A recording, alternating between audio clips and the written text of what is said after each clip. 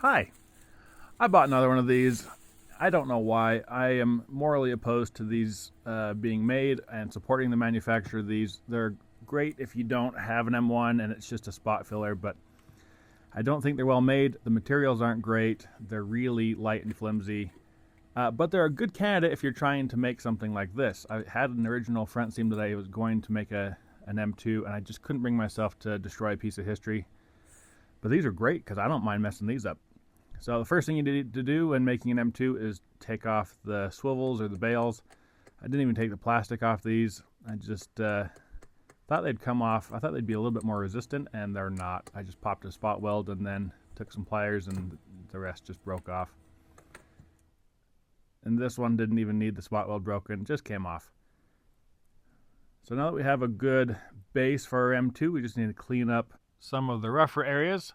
So I took it over to the sandblaster, and I don't know what the paint is they use in China. Every helmet from China I've tried to sandblast paint off of, it doesn't come off. It's great paint, unfortunately. So I just sandblasted the areas I needed to work on, got those cleaned up, and then headed back to the bench to clean up the rougher welds. I just used a Dremel with a sanding wheel just to get a smooth surface for welding. And then I had a package come from J. Murray Inc. I get a lot of helmet parts from him over there. And these are the D-bales. These are the reinforced version that they carry that are a little bit longer on the legs for welding. And I decided that is a good thing. They're a little bit longer than the originals, but on these I had to double spot weld some areas. It's a little bit tricky to do one-handed, but I just put the straps on and roughly lined up where the old swivels were.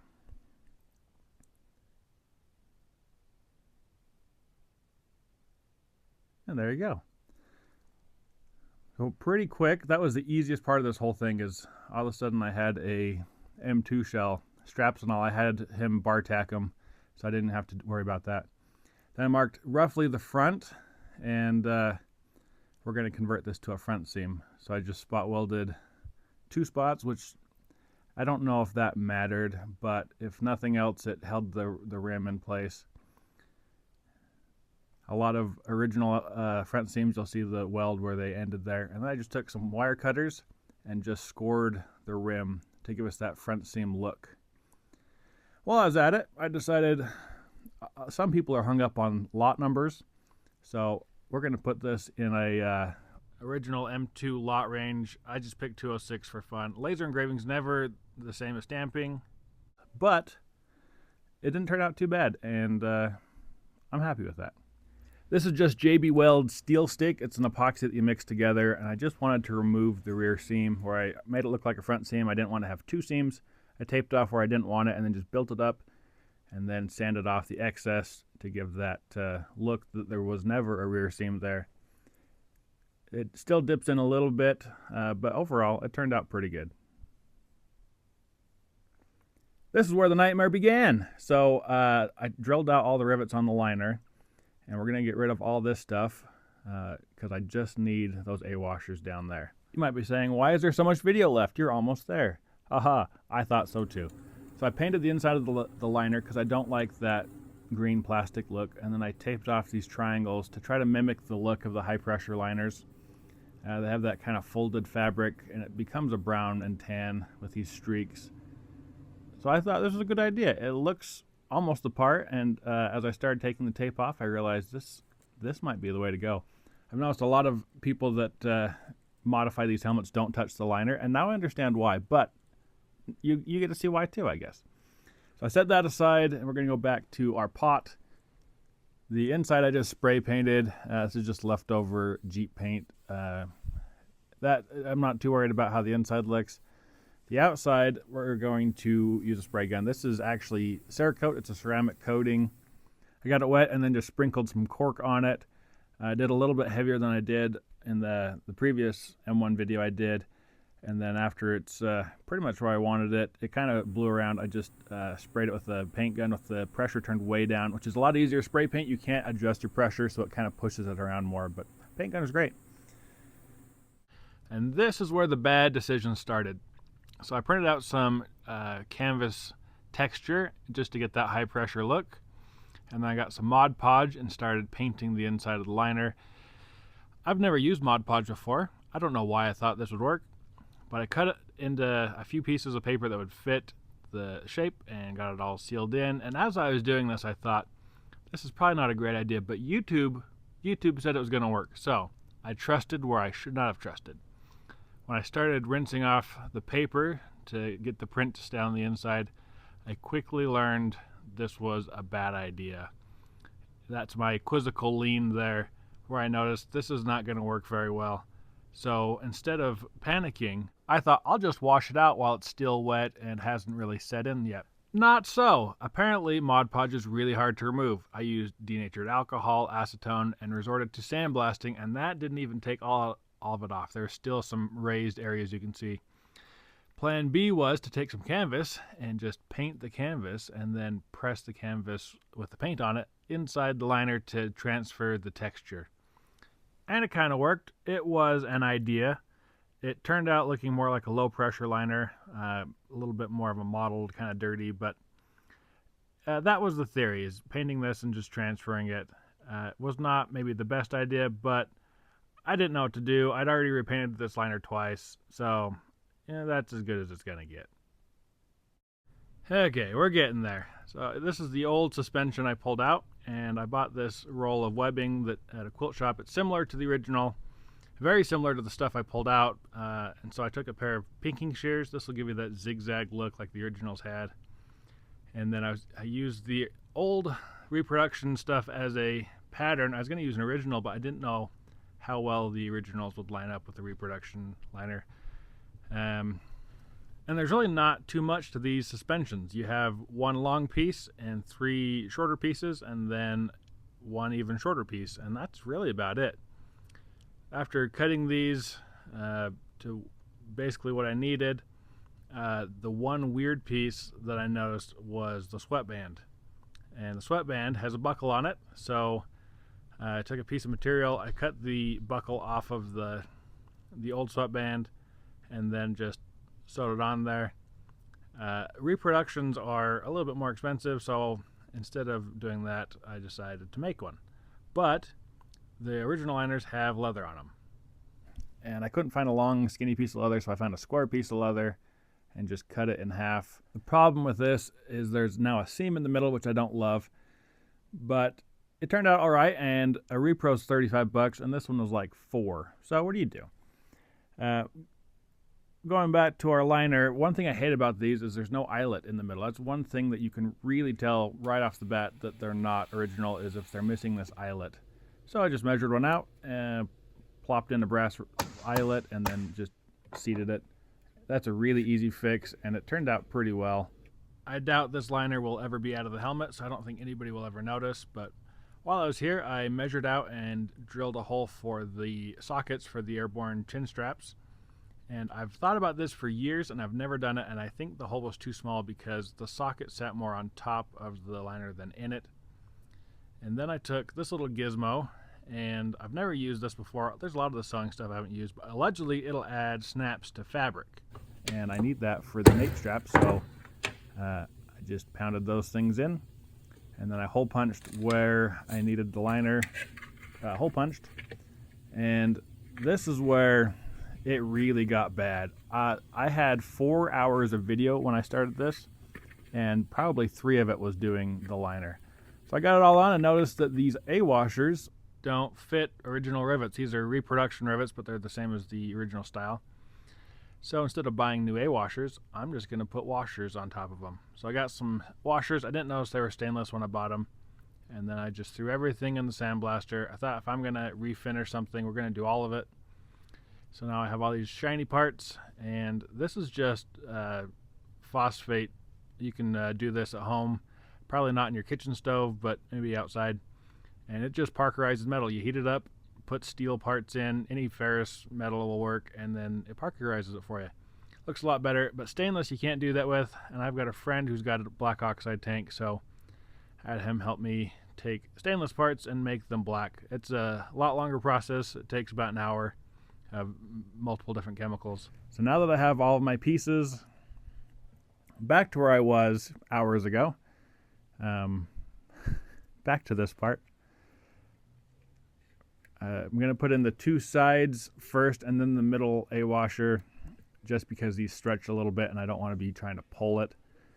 And then I forgot I have these yokes to put on. So I guess they are specific to which side they go on. So you got to make sure that's right. But it was just a nightmare to get everything lined up and everything pinched on.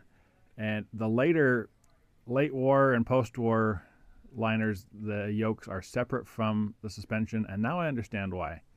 So I have all this, the yoke, the webbing, and then the A-washer, and I have to put a washer on there to make sure that it's the right diameter. And I don't have the right setting tool, so I'm just going to use the flared punch, a center punch. And there's not enough room to swing a hammer in there. It was fun. It was very enjoyable, and I'm never doing this again.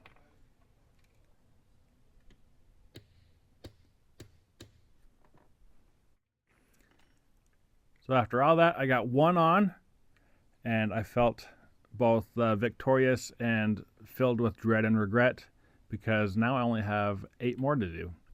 And this was one.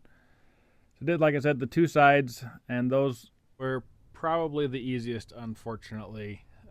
After I got those in, there's a little bit of tension on those. It turned out pretty good, and I'm happy with that. I'm starting to get jazzed. It's almost starting to look like a liner. But unfortunately, it just got more difficult from there, because now you have these 2 yokes that are just flopping around, and they're just kind of in your face. So remember this piece, we cut the long piece. You can take one of those and then one of the shorter pieces, and we're going to start in the very back of the liner. So we get everything together, and this is, I think, the thickest one, because you've got 3 pieces of material, but you don't have the yokes, and that is a blessing, because those yokes are horrible. So after you get everything lined up, you have to remember that, see those yokes just in your face. It was a nightmare. I hated this. Got everything lined up, and you have to balance that washer, because I don't have the right A-washers, and then flare out that one rivet. It was bad, and I'm not going to make you suffer through all of it. So there you go. I did it. Except for this one, that A-washer didn't fit, so screw it. It works. So now I need a little string there, and that's not real pressing, but it's starting to look like a liner. It's almost starting to look like what it was, weeks ago. Now we just need to put in our sweatband, and I didn't realize that this is missing those metal clips. So I took a knife and I just measured out where they're supposed to go and sliced them, and then pulled out all those little metal clips, which was easier said than done, and then putting them in was even worse. I bent them a little bit wider than I thought I should have, just so I could have more room to work with, and they did not go in very nicely. So I'll let you watch me struggle with one of them, and then just imagine me doing all the rest. This was a long process, and this is why there was 4 hours of footage or whatever, because it was a lot of work. Way more work than this is worth. And I'll say that a lot. So we're going to take a little break, and this originally would have had a hollow cotton cord, kind of like paracord without the strands inside. And I just had this around, so I tied that up, and it looks right. It looks okay. And it gives you that, the look of a complete liner. I put our sweatband in, and it was true to the rest of the project, where nothing really worked and everything fought against me. I got everything kind of lined up and balanced where it's supposed to go, and it wasn't too bad, but this was so satisfying. After everything's on, just going around and clicking all those, that was very nice, very satisfying. And look at that, we have a liner. We have a complete liner. How about that? That feels pretty good. It feels like it went really fast. So now moving on to our pot, our shell, our helmet. Just needed to remove the tape from the straps. This is the only downside of bar tacking, because it's so much easier to try to paint around these than it is to try to paint these on after the fact. And this is where I have a blank canvas. I have this beautiful, fresh helmet that I can paint up with regimental markings or follow me stripes or rank or whatever. And I was just so done with this project that I just put a net on it. And I thought I could come back later, but I did not. So after getting the net fitted and pulling the drawstring, I moved back to the liner. Looks pretty good. And I need to put the leather chin strap on, so I just snapped that in. And now I just need to finish tightening that. They always take a little bit of fiddling. Got that where I wanted it, and the moment of truth, what we've all been working for is just putting the liner back in, just like it was, when I started. It just looks a lot better. Net's a little bit loose, but we'll fix that. And I just snapped in the straps on the liner. That's one of the cooler features of Airborne liners, is the straps snap into the liner, like you're going to lose one or the other. And then just put the leather chin strap, adjusted that a little bit tighter, and slipped it over the front. And this really changes the look. That's a very iconic World War II look. Even though they used the leather chin straps on the liners up through early Vietnam, it really makes it look World War II. This was not something I've ever seen used during World War II, but this is just hemp twine. Because the net was loose, I just tied it around that and then took some scrim. This is original World War II scrim. It's the only thing on this entire project that's older than this year. And there's a lot of ways to apply this. The new made scrim is not coated with anything, it's just canvas, and it looks hokey, I think. So a way I discovered years ago is when you're putting it through the net, if you twist it, it gives a little flatter look and looks a lot more like original photographs. I think it looks better. That way it's not fluffy, and it just, it sets it aside, sets it apart from being a new made something. This is just burlap for tying your bushes up in the winter for your garden. And I just applied it the same way. And it has a similar look. The original scrim is coated with something that'll turn your fingers green, so that's fun. Then I took this is a chin cup from J. Murray, and just slide this on the yokes. It's really stiff leather, so it took a little bit of fiddling to get it on the buckles where it's supposed to be, but it's starting to come together. It's starting to look like a helmet. And unfortunately, it's starting to look like what you can buy pretty much anywhere for about what I've got in this project. I did not save anything, just a lot of anger. The last thing we need to do is build a nape strap, and this is really easy, so I'm just going to keep talking while I do this. I just took a piece of webbing and marked out the holes and added 2 snaps and then did it to the other side just to make a nape strap. I hate those sewn on nape straps that the repros have. They look really hokey, and a dead giveaway besides the plastic liner that they're a repro. So while we're finishing this up, final thoughts. Is it worth it? No. I ended up with about, like I said, about $375 in this project, and there are many other options, better quality options for the money. You can get pretty decent M1Cs, the post-war with the yokes, on eBay and elsewhere for about $100, and you can get professionally made helmets for closer to what I've gotten this, and then you can just paint those up and it'd be fun, and you don't have to do all this. So it was an experiment. It was for science, and you guys got to learn something if you stuck around to this point. Oh, I had this cricket that I used for a video like a year ago. I didn't know what to do with it, and I thought, that's Airborne, this is Airborne, maybe we can combine the two and I can get rid of it. But I don't know that these ever were put on helmets because you wanted these readily available, but I just took some friction tape and taped it to the net. It works, whatever. It's not perfect, obviously. So there you go.